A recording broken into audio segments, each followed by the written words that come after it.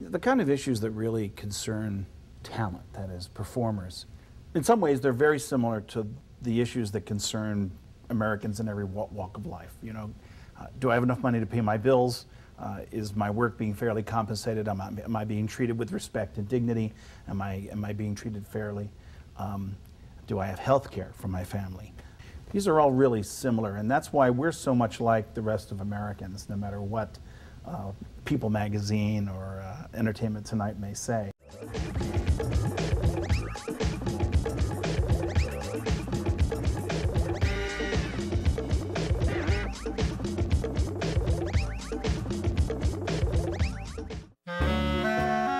America is a free country, but how would you like to live in a nation where you're forced to work 12 or more hours for only $1 or so every day of the week?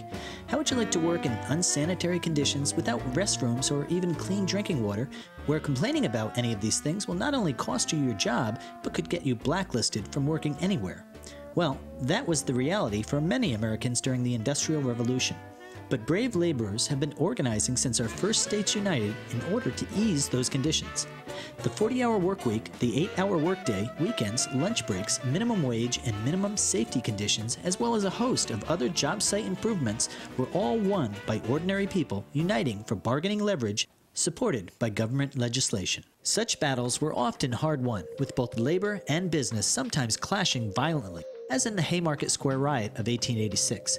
But all in all, the relationship between industry and organized labor has grown into one of mutual respect. And one industry where that's particularly important is the entertainment industry, where hundreds of millions of dollars can ride on the quality of labor provided to a project and where the intimacies of labor relations are on public display, oftentimes in the very products produced. They can be very intimate, but sometimes, just like a marriage, they can explode, as we witnessed with Tom Cruise and Sumner Redstone. And also, as an actor working in this business, you know, I've had the opportunity to talk to a lot of high-profile actors, and I'm always gratified when they understand what the union does for them.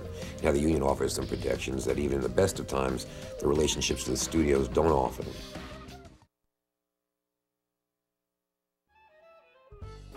Like many industries, the entertainment industry was once dominated by flamboyant moguls who controlled their production with an iron fist.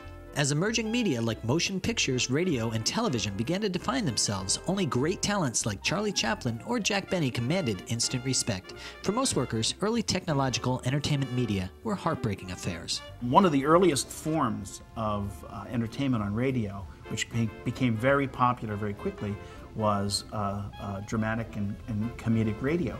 A lot of these professional performers were used to working under Actors' Equity contracts on Broadway and some of the big theaters around the country, and they were working in radio, which was a novelty at first, and then eventually they recognized that they were working for what used to be called $1 a holler, where, you know, you could do a whole show and give you $1. Organized labor was already making major inroads in America in the early 20th century, when motion pictures and radio were in their golden age. The American Federation of Labor was already protecting craft labor, but its sister union, the Congress of Industrial Organizations, had not yet been formed. The AFL-CIO is not really a traditional union. The AFL-CIO is an umbrella organization, basically, that represents a lot of labor unions. In 1925, the Maskers Club was formed by film industry workers fed up with grueling working conditions in Hollywood. By 1933, they would evolve into the Screen Actors Guild of America. About the same time, 10 writers organized the Writers Guild of America to replace its failing predecessor, the Screenwriters Guild.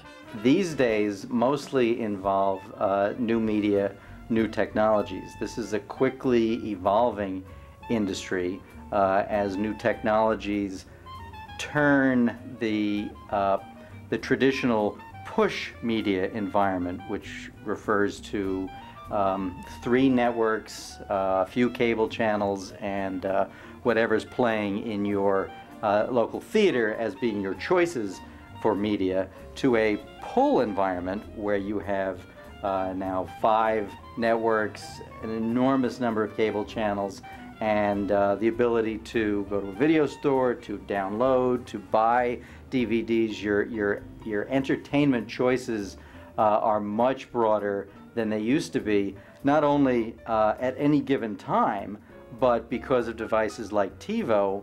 Whenever you choose to watch what's on TV, you can watch it, and programming has become an irrelevant concept for a lot of people. In 1937, the American Federation of Radio Artists was formed to support radio talent like comedian and singer Eddie Cantor, the union's first president. In the 1950s, a similar union of television labor was created and soon merged with them. AFTRA has extremely close relations with both the other unions in our industrial sector, the media industries, through the AFL-CIO, which we are very proud to be part of. And through the AFL-CIO, we are building a new form of unity in the media industry unions called an Industry Coordinating Committee. What that's designed to do is to coordinate the activity of 10 or 12 major unions across the media industries, both in live theater and also electronic media. Today, one of the most challenging issues in labor is assuring workforce diversity. Increasing roles for union members of all races, genders, and sexual orientations, both in front of the curtain and behind it, have expanded the support demands made of entertainment unions. There are Spanish-speaking SAG members across this country who do the same kind of work that English-speaking actors do, have as many people watching their work as watch English-speaking actors work, and they work for a fraction of what we make. Such challenges mean that unions may find themselves playing greater roles in securing benefits and services, such as on-site childcare for member talent. But one of the most difficult issues such unions face, given that entertainment remains largely a meritocracy, is assuring equal work for equal pay. It is a bit of an old boy network. Male stars are paid more than female stars are.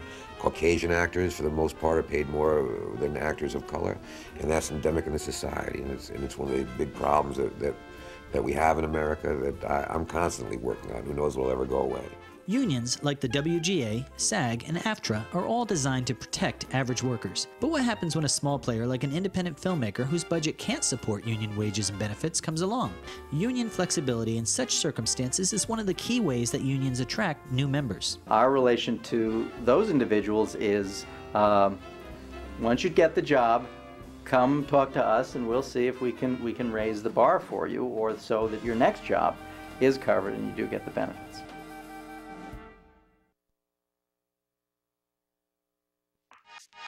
The most powerful tool that organized labor possesses is the strike, a cessation of all work by the union against an offending company or industry. A strike can be a hardship for union members and devastating to their industries, but for labor negotiations to have teeth, strikes are sometimes unavoidable. There was a massive strike in 1919 in Broadway, where the chorus kids all walked off the Broadway shows and staged a huge march up Broadway, and all the leading performers joined them, and that was the moment that Actors Equity turned from a struggling organization that was trying to get a foothold into the trade union, which really represented all the workers, and it took a big strike to do it. Strikes must not only be carefully coordinated within a union, but may also involve other unions, such as the Teamsters, whose truck drivers deliver goods to studios, for example. Sometimes a strike may affect several unions at once, such as if wages are impacted for both talent and writers. In such a case, one union may be presented with an opportunity for settlement, while a sister union is still in negotiations. Truthfully, the only thing to be done about that is that everybody needs to understand the rules going in. And you have to make a solidarity pact and agreement that you're going to stick together, that nobody settles till everybody settles. As various forms of media evolve, entertainment unions find themselves more relevant but also hard-pressed to define the scope of their influence. For example, when an actor like Keith David or CCH Pounder appears as voiceover talent for a computer game like Interplay's Fallout series, are they actors or radio talent? Under which union's jurisdiction does the job fall?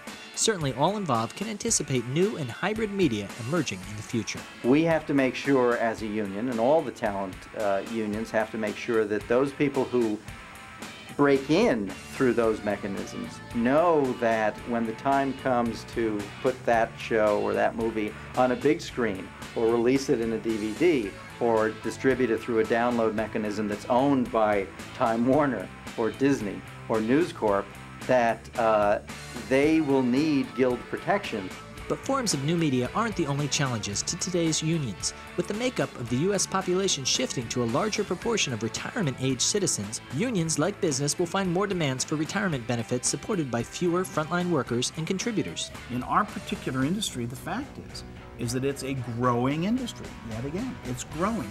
It's bringing more and more people into the industry. There's going to be more revenues flowing through the industry. So our demographic problem is going to actually solve itself because of the expansion of the industry.